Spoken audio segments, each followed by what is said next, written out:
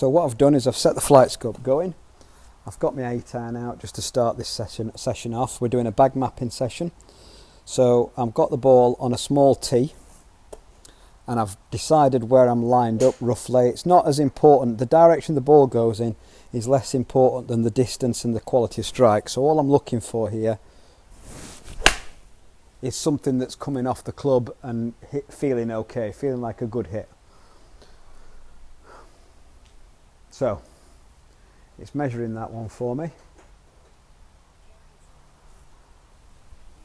Okay. So just so you know, the distance that the ball travels with each club is kind of, it's not about how far you hit it. I'm using a set of Titleist blades, and these are 1/2 inch shorter than standard, so they don't go very far in relation to normal sort of modern golf clubs. But what I'm looking for here is I'm looking for 2 or 3 shots that all feel pretty good and come off the club fairly consistently. So what I would do here is I would go ahead and hit another one. So I've hit 2 there that I'm fairly happy with.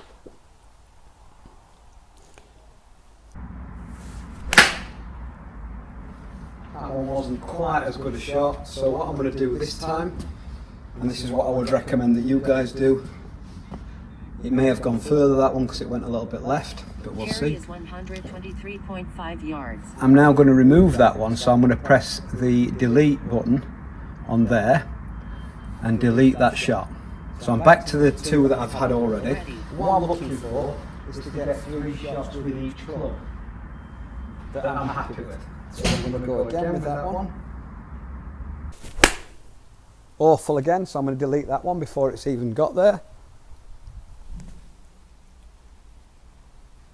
It's no good to analyse shots that are bad for a bag map. You need 3 decent shots with each club. So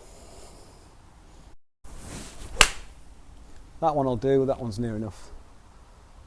So I've got 3 balls that have gone relatively straight and struck okay. Okay, and once I've got those, I'm now going to change clubs. So I'm going to press on here and I'm going to change clubs. This is a full set of my clubs in here. I'm just going to select which one I'm going to hit next. So I'm going to go to do a sand wedge now. Okay, so what I'm going to do now is I'm just going to pause the video. I'm going to complete this bag map and then we're going to rejoin where we're going to start doing the analysis of what we've found. Okay, so I'm just going to pause everything for now.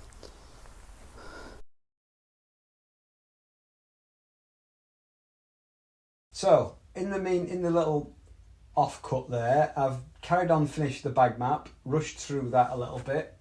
And what I'm going to show you now, at the end of the bag map session, when you've finished and you're happy that you've got 1 or 2 shots, 3 shots max with each club, that you're really happy with the strike, what you need to do is get all the way through your bag and then press end session or finish session. Okay, when you've got that, when I press this now, I'll go into review session, which is at the bottom here. I'll show you on my finger there. Press that, okay, and you'll see the list of sessions that I've done.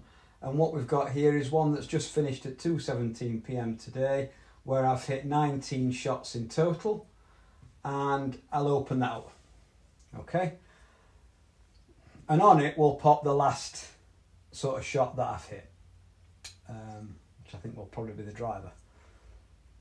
Okay, I'll just wait for that to catch up. Okay, so that's the last driver I hit. But what I want you to do now is to go into table.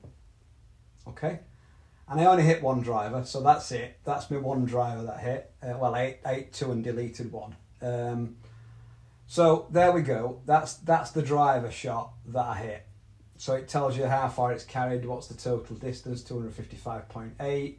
That it's gone 4.8 yards left of target, which isn't bad at that distance. My club head speed was 97.8 miles an hour, ball speed 138.7, spin rate was 4,700, which is a little high, and my smash factor was 1.42. All the rest you don't need to worry about.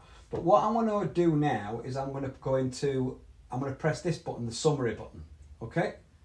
So what I'm asking it to do now is summarise every single shot that I've hit. Now, here's where it's great. So what we've got now is we've got carry for the driver, carry for the 5-wood, carry for the 3-iron, carry for the 4-iron, carry for the 5-iron, carry for the 6-iron, carry for the 7-iron, carry for the 8-iron, carry for the 9-iron, carry for the pitching wedge, carry for the gap wedge, carry for the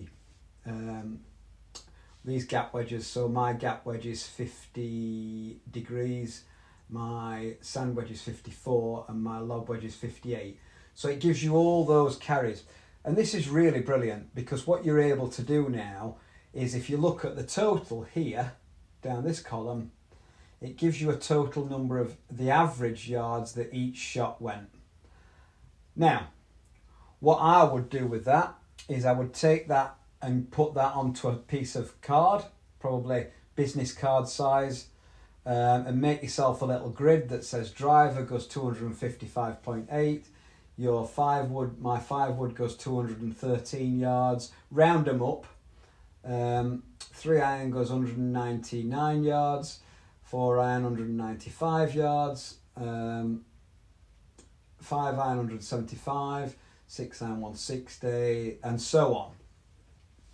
So you've got yourself a bag map then. So it's really important, just to summarise, that you just use the best shots that you've hit. You don't want to measure your bad shots, because that's not what we're planning to do. Yes, in reality, you're going to hit some bad shots, but you don't want to be planning for bad shots. You want to be planning to hit it the best you can.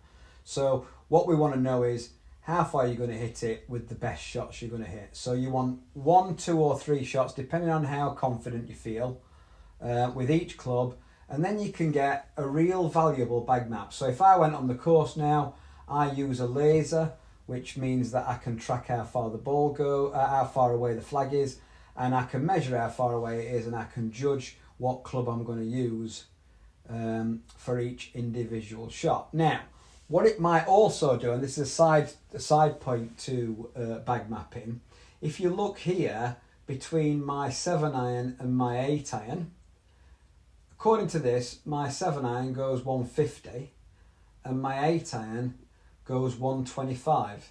That means there's 25 yards difference between those two clubs, which is horrific actually. That's way too much. Now, that would suggest that there's a problem probably with the loft of my 8-iron. If you look at 150 to 118, which is my 9-iron, you would expect somewhere in between that. So 118 to 150 is 32, 16 yards difference. Probably 133 should be my 8-iron. So what that might highlight, if you've got gaps like this in your bag, that either there's something wrong with the 8-iron, or the loft of the 8-iron, or the length of the 8-iron isn't quite right. And it's a good talking point just to check through, because you'll see that most of my yardage is fairly sort of equally spaced between them, and that's what you're looking for. Okay.